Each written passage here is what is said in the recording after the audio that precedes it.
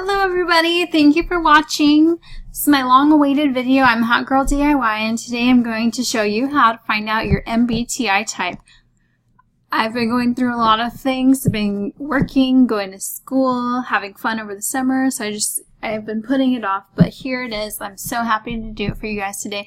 I'm really excited for you guys to figure out your MBTI type, so let's jump straight into it.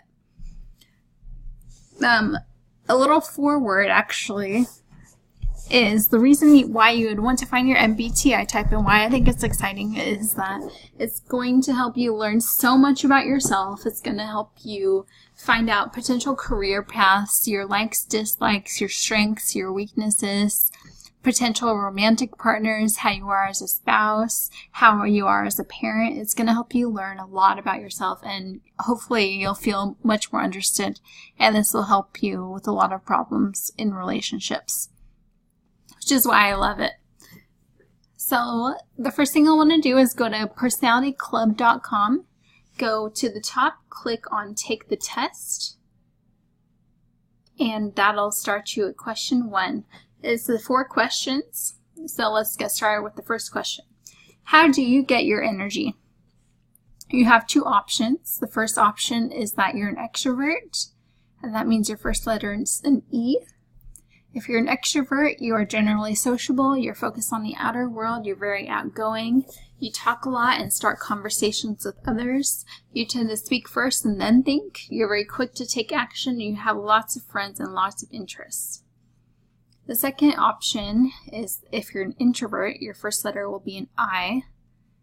If you're like me, you're an introvert, you're generally quiet, you're focused on your inner world, you get energy from being alone. Being alone energizes you, so it's like recharging your battery when you're by yourself.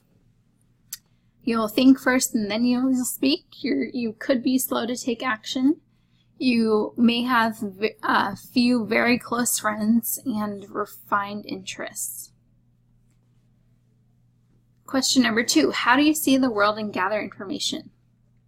So this will be your second letter. If you're a sensor like I am, you may have finely tuned 5 senses. You like to eat, you like the way things feel, you like nice clothing, you like nice perfume to smell, you like good food.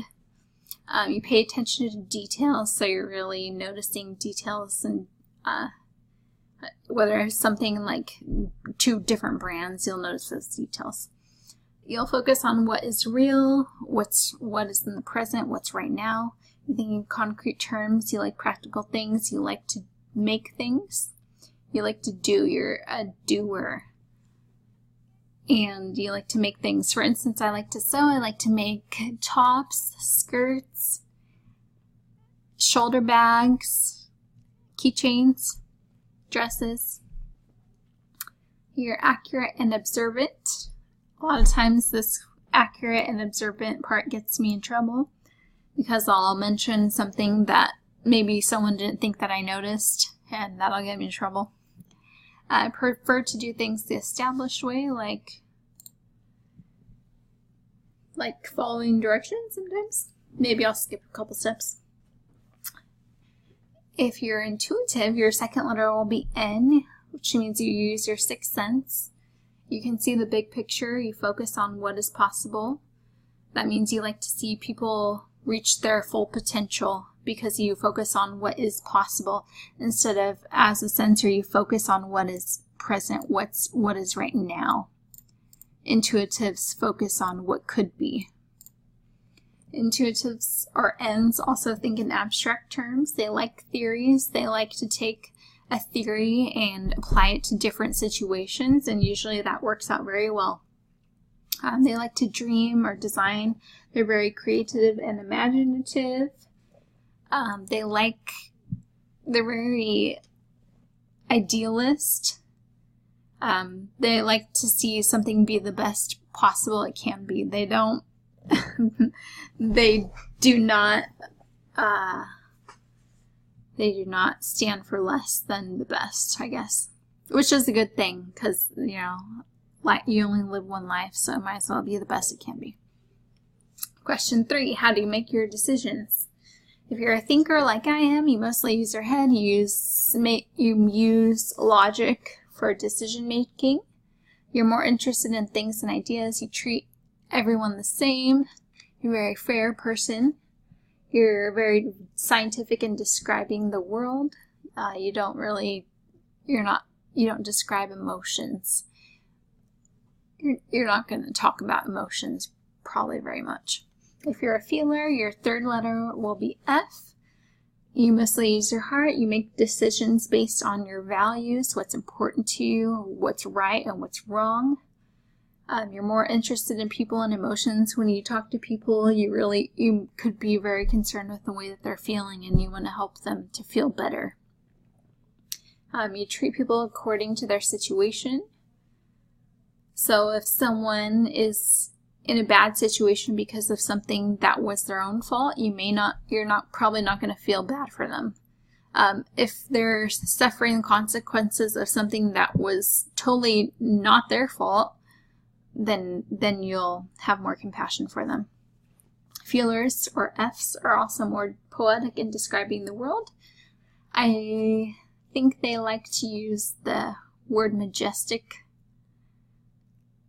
I don't know, let me know if I'm right, but that's a very poetic word in my opinion, and I think that's a word that would appeal to a feeler.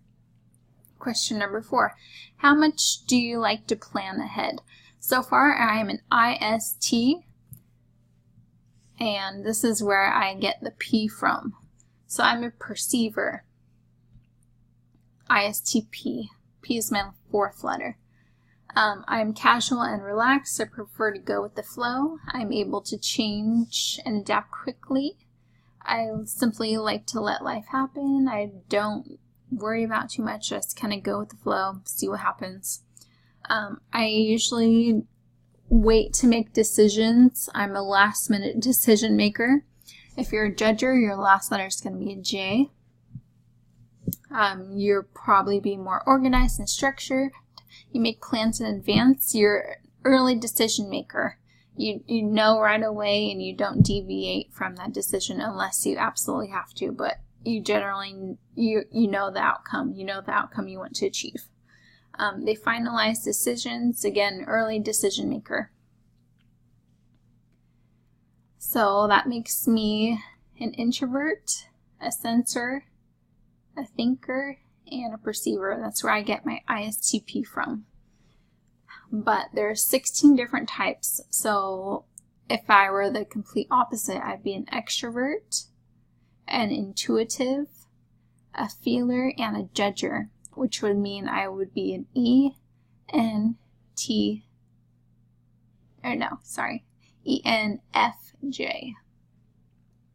There's 16 different combinations. So you could be an extrovert, you could be an E, extrovert, sensor, S, ES, F for feeler, and a P, ESFP.